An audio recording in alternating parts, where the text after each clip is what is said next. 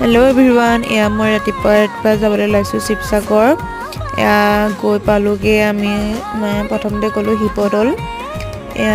হৈছে শিৱদৌল। পৰিৱেশটো হৈছে বহুত ধুনীয়া। পুৰা সিজন ফ্লাৱাৰ ফুলি আছে।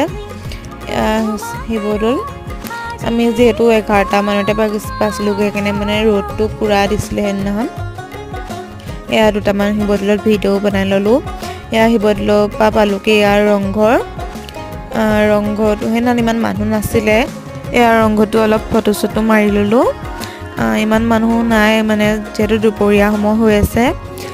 ৰংঘৰৰ পৰা গলো আমি তলাতল ঘৰলে। তলাতল ঘৰ